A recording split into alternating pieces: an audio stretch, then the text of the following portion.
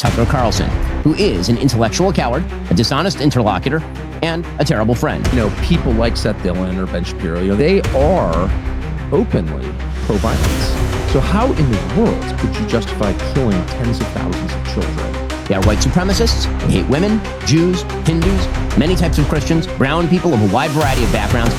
They admire Hitler and Stalin. Still have the moral authority to say cancel Nick Fuentes or cancel Tucker Carlson? No, screw you. People like Ben Shapiro and Josh Hammer and Ted Cruz, all these people, they think in terms of groups. And that's what Levin said to me. It's like, my group, people are hurting my group. And it's like, if your group means your family, people you love, I get it. But if you're thinking purely in terms of your ethnic group, which is what he is saying, then you inevitably become very hateful toward other ethnic groups, actually. Yeah. And in Ben's line about Ron Paul, who's like totally committed to nonviolence, by the way, you see that hatred. And so it does, I don't like it. I'll just get right to it. I'm not afraid, personally. I'm not going to talk. I didn't grow up like in the world that, Seth Dillon grew up in, where you were encouraged to like talk about yourself all the time. Like, narcissism was a true sin.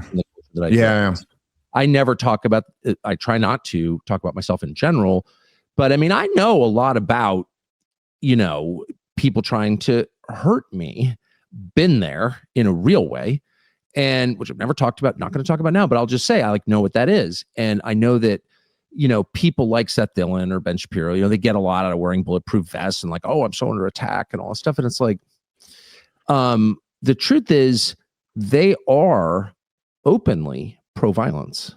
So how in the world could you justify killing tens of thousands of children or justify a pager attack, which is an act of terrorism where you indiscriminately blowing people's genitals off? You don't know who's holding the pager, and you're celebrating it. What are you celebrating? You're celebrating violence. And they celebrate violence day after day. That's where their foreign policy comes from. That's what their worldview is. If you're wondering why Tucker is bringing up Ben Shapiro right here, it's because Ben had some colorful words to say about Tucker just a few days ago on his show as a response to Tucker's platforming of Nick Fuentes. Take a listen. We're going to cover one topic in depth. That topic is, I think, the most important thing happening in the country. It was a hot topic last week, but I wanted to take some time to really gather my thoughts and speak on it in coherent fashion, holistic fashion. That topic is the fragmentation of the political right. That fragmentation is being caused purposefully by a splinter faction of people led by a young man named Nick Fuentes. They call themselves the Groypers. They are white supremacists. They hate women, Jews, Hindus, many types of Christians, brown people of a wide variety of backgrounds, blacks, America's foreign policy, and America's Constitution. They admire Hitler and Stalin. And that splinter faction is now being facilitated and normalized within the mainstream Republican Party. The main agent in that normalization is Tucker Carlson, who is an intellectual coward, a dishonest interlocutor, and a terrible friend. And Tucker Carlson last week was aided, abetted, celebrated for normalizing Nazism within the Republican Party by the mainstay organization of the traditional right, the Heritage Foundation. And so people like that, when aroused to hysteria, and I feel sorry for them, and I just want to say that again, Lindsey Graham, another violence worshiper, like the idea that they're promoting violence, well, they've been promoting violence for decades because this whole project is about violence. It's about the thrill that they feel killing their enemies, the godlike power they imagine they have when they extinguish human life. That's the whole game for them. And we shouldn't you're not promoting violence? Oh, you're definitely promoting violence. And that's why I oppose you, because I'm opposed to that. We don't have a right to kill people. We do not have a right to kill the innocent, period. Because we're not God. And that's the dividing line between me and Ben Shapiro. And that's why when I said, Hiroshima, I'm for forcing Imperial Japan to stop doing what it's doing, make them apologize. I'm for beating them. I am. But I'm not for incinerating tens of thousands, hundreds of thousands of their civilians, because the civilians didn't do anything wrong. And I don't think we're allowed to kill the innocent. So I say that on Rogan. And Ben Shapiro's like, Holocaust denier, or whatever, something, one of these meaningless phrases that mean Nazi, bad person. And it's like, why would that bother you? Why are you so offended that I'm opposed to killing innocents? And of course, the answer is because your whole worldview and the whole purpose of your life is to justify killing innocents. And clearly the joy in your life derives from killing innocents. And so that's who we're dealing with here. Okay. Yeah. Like Lindsey Graham literally said the other night, he's like, we're killing the right people. Man, imagine what it's going to be like standing at the end, at the judgment, because there is a judgment, period. And like you were celebrating killing the right people. Like, ugh, I wouldn't want to be that man. And I mean it. I'm not trying to be self-righteous. Like I'll have to answer for a lot of shit, but I hope I'll never have to answer for taking glee in the killing of human beings. Like we're not. Check yourself.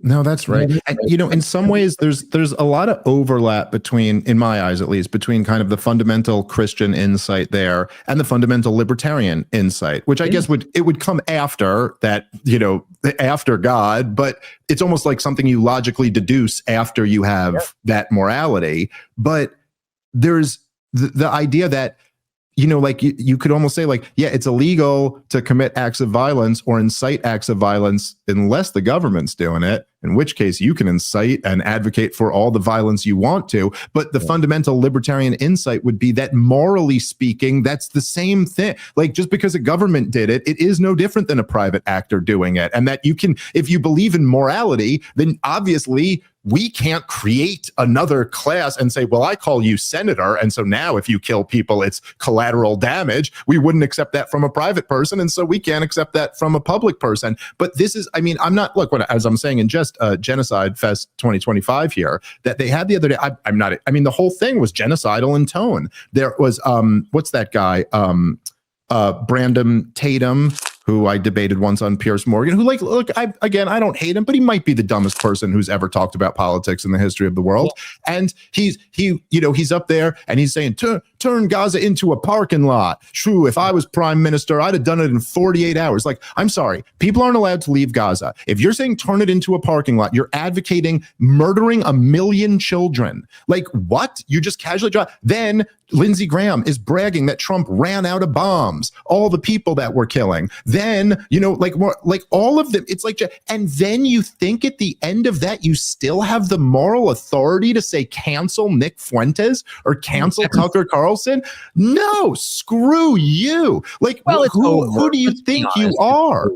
If you think, Randy Fine, who made his money in the gambling industry. Okay. Why not porn? Right.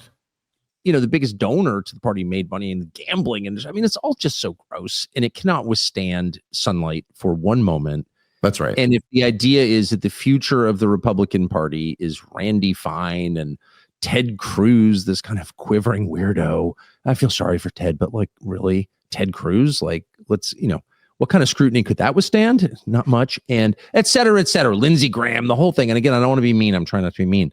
But if that's the future of the Republican Party, okay, good luck. But that's not. Then there'll be another party that will represent the majority of Americans who just want really simple things like sovereignty, a government that cares about them, that does something, however imperfectly, to improve their lives. Like, these are not ideological questions. These are just human questions.